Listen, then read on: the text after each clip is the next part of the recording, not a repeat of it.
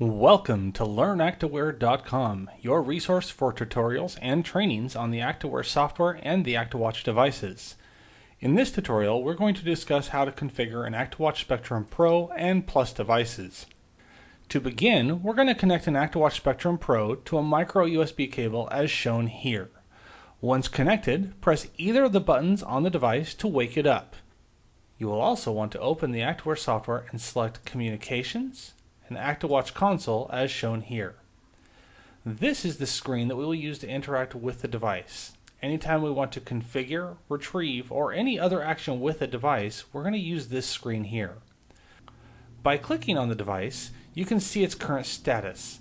In this screen, we're using the Actiwatch Spectrum Pro, so I will click here. As you can see here, this device is ready to configure and has a battery capacity of 80%.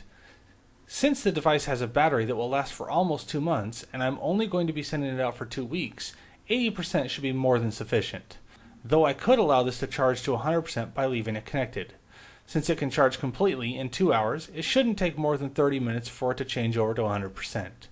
But that isn't necessary here.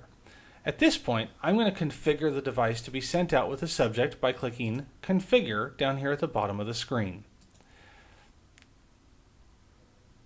As you can see, the next screen here is asking which subject will be dispensed with this device. This is an opportunity for us to either select a subject we have seen before or create a new subject. In this situation, I'm going to create a new subject by clicking the New Subject button. I will usually recommend against the use of a name here. I do encourage the use of identifiers or numbering naming schemes. This is your choice and something you should determine before you start collecting study or patient data. You'll notice that the date of birth field is listed as required, as well as the gender. While the software requires there to be values in these fields, they do not need to be accurate, as our algorithms do not make use of either the date of birth or gender of the subject. Additionally, I would recommend against the use of any of the optional fields below, and would instead recommend you store this information in your own patient tracking system. I'm going to go ahead and enter a subject here. We're going to name him Test. I'm going to go ahead and leave the date of birth and gender at standard. Note, we will get messages several times during these tutorials about working in the demo database. There will be a tutorial at the end showing you how to change this, but for now, click OK anytime you see this message. This screen is the first time we will make a choice about how it is to collect data. The Actiwatch Spectrum device has quite a bit of memory, but it will be constrained by the battery. As mentioned earlier, the device can collect data for about 2 months depending on your model, but in most cases it'll be used for 1 to 2 weeks depending on your protocol or your needs. In regards to these settings, this will be up to you to decide. For the purposes of our tutorial, we're going to go ahead and select an epoch length of 30 seconds.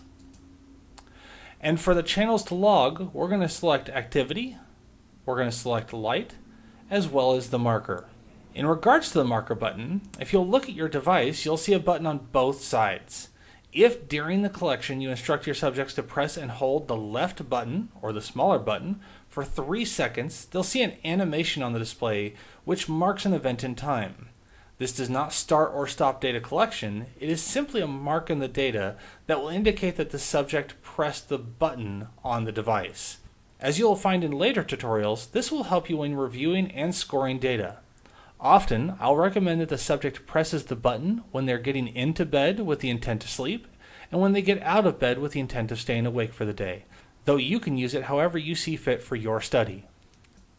The next screen here is asking when do you want to start data collection.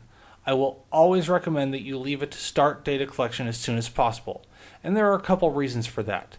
The first is to avoid any errors, and the second I will show you towards the end of this specific video. The next selection here is data collection duration, and this field is asking how long do you want to collect data before I stop. I usually recommend 14 days here unless you specifically need more. And I recommend this because of the battery lockout condition that I mentioned in the first video. We do not want to collect data until the battery is depleted, and it is in our own best interest to stop it and keep the battery as full as possible in case the subject forgets to return the device in a timely manner. In the following screen, this is asking how do you want the time to display for the user on the face of the device itself.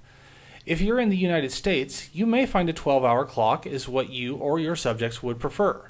And if you're in Europe, you may find a 24-hour clock is easier for your subject to read. To be clear, this will not affect your data in any way. This is only the interface that the subject will see on the display of the device. The Actiwatch Spectrum Pro has an additional scoring feature, which we're going to go ahead and skip over for now, as it will be covered in a later video regarding the Actiwatch Spectrum Pro and setting scores. At this stage, we're going to select Configure. This will write all of our settings to the device. It will ask you to confirm that you want to configure, and you will select Continue. This will take a few seconds, and it will report Actiwatch configuration completed. This next step is very important, and it's something I would recommend that you build into your processes as you work with the Actiwatch.